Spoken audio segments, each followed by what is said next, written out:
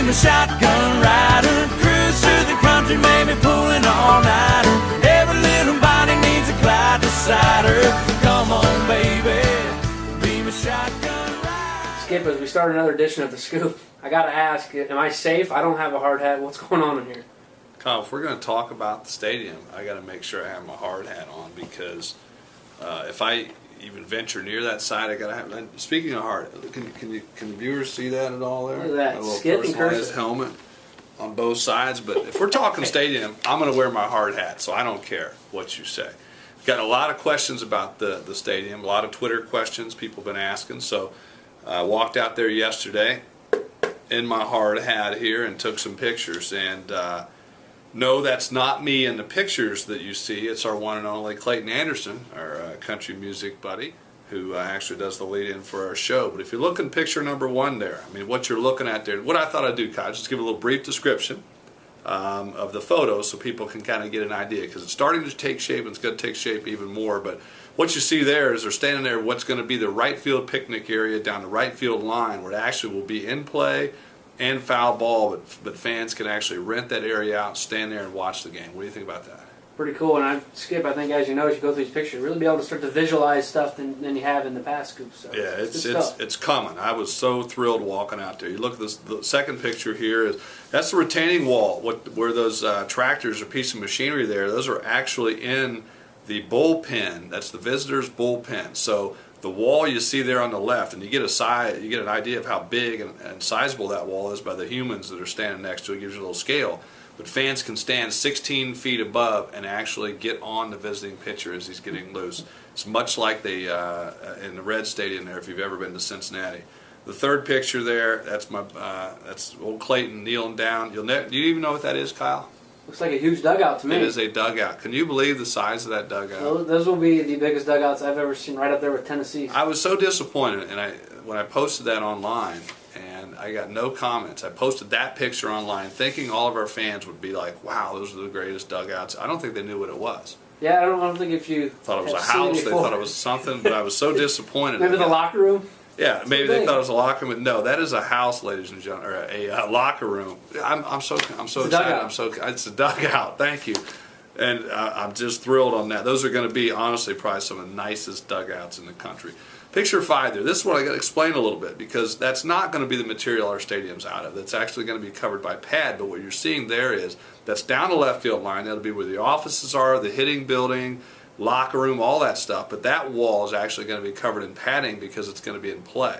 So players can actually hook a ball down the line, so they use a little less expensive block. But wait until you start seeing that building go up. And you look at picture, we'll roll another one here. It's just the guy standing inside that building. Again, you get an idea of the size of that. But that building's going to house all of our batting cages, everything the guys are going to need on a daily functional to function throughout the day. And I love this shot here, the last one here. I'm standing. Basically, what you're doing is standing up on the right side, up on what would be the concourse or grass level, but looking out over the stadium, and you can see it's got some size to it. So people are really, I think they're going to be surprised when they finally see this bad boy. Yeah, Skip, as we're building our baseball stadium, Alex Dickerson starting to build his professional career. How about this? Named the Player of the Year in the Florida State League. Should I take my helmet off now? I think we're safe in here. Let's take my helmet off now. I don't want to violate any rules there. But yeah, I love this. We just got the news this week that Alex Dickerson, and those of you who remember Alex, he was one of the better players ever to wear an Indiana uniform, was named the MVP of not just his team, but the whole Florida State League, which is quite an accomplishment. And I'm sure you'll scroll his numbers across hit over there. 300, hit double-digit home runs, 88 RBIs, and actually the season's still going on, so those numbers could be added on too. But what an honor! I mean, that's pretty cool. So yeah, not only are we constructing our stadium, but he's constructing his career and on a nice path to Major League Baseball. Yeah, not only did he get an article on their website, the Pittsburgh Pirates put one on their website, the actual Major League team. So yes, he's got some. Check out my Twitter and your Twitter. I tweet at you. I bet you Ross Dickerson probably didn't have anything to comment on that, did he? Ross, always good, sending us good pictures and keeping us up to date. What I thought I'd show here, when we come back to school, we have a thing. It's really cool. They bring all the athletes in. They do thing over at the IU pool, and every year they have a cannonball contest, or I guess in this case our entry was one of our managers, Alex Rich, doing a belly flop. And my understanding is he brought down the house. I actually left the event before then, but I did get calls at home because the belly flop, this was no kidding, they said it really shook him up and they were worried about his health. But if you can see, Kyle, what we're showing here, the picture, that thing though, we're not showing how high that is. That thing, fans, that thing is way up in the air, and he held, from all accounts, he held that position all the way to the contact of the water. And not only did he do it once, he did it twice. And I was being called, but that's Alex getting on Skip Scoop, doing his best belly flop. And I do believe he hurt himself. He's not the only one getting in bodies of water here around Hoosier baseball. We've got some good footage from the training room. You know, I was just walking through as we were getting ready to shoot our show, and I just was trying to track down our trainer, Joel. But I ran into a couple guys, and I thought, you know, people need to see what these guys go through. Here we are, just a regular day here, and they had a little workout, but I want you to see the guys get in their ice bath, and I want you to pay particular attention on who's tough and who's not tough. So check this out. An ice bath. You going in, Kyle? I'm going in. Do it.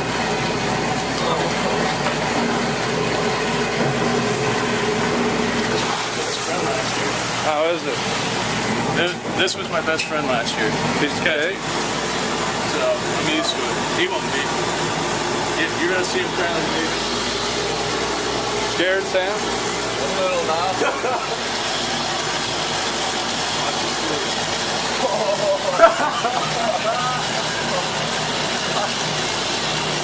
How is it?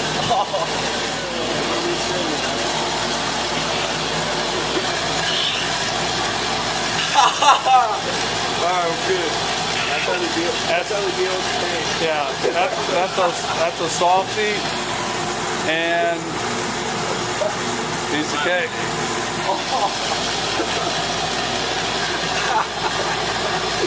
How is it? Good now. You're getting numb a little bit. Let's get pretty good footage there. Funny stuff. Not sure about Sam's manhood there, but let's get into the question. He still reminds me of who's the character in Rocky? Like when Sam's got the Rocky. Rocky himself. Rocky. When he, yelling out to Adrian. Yo, Adrian. So I don't know. That dude's he's different. I believe we had a question from your old stomping grounds around that area. Stuart from Watseka. Watseka is just west of Kentland there, Kyle. But Coach, first of all, he must not watch the show much if he's calling me Coach. Coach, we call ourselves Skip around here. But are you ready for the IU football season? Actually, Stuart, I am. It's been fun to watch because we see those guys and interact really with the guys down in the weight room. We cross paths with them using the weight room in the North End Zone complex, and I can tell you that the guys are looking good.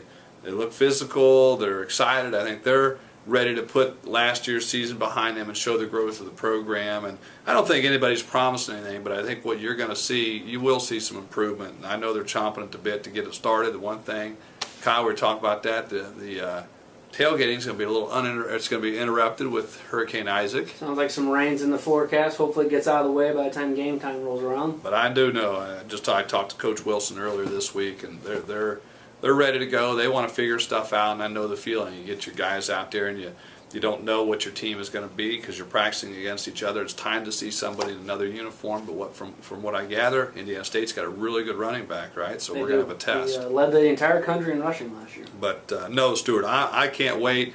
We enjoy going. Our kids enjoy going. We try to get the guys together and go and head into the games and stuff like that. So it's the old 24 sports, one team mentality around here, Kyle. We support each other, but looking forward to a fun IU football season. If all goes well, we'll be talking about a Hoosier victory on next week's Scoop. That would be nice. And looking forward to it. And transition. When football season rolls around, Kyle, that means we're transitioning into flag football season, and you know what that means. But we'll bring you some. We're getting ready to get started here. We'll start our conditioning week next week, and then we get rolling into our fall practice season and look forward to bringing you some footage for that. So thanks for hanging with us there this summer. And as Kyle said before, we're going to get a little bit more consistent on this, and so we'll be bringing you episodes every week. So see you next week.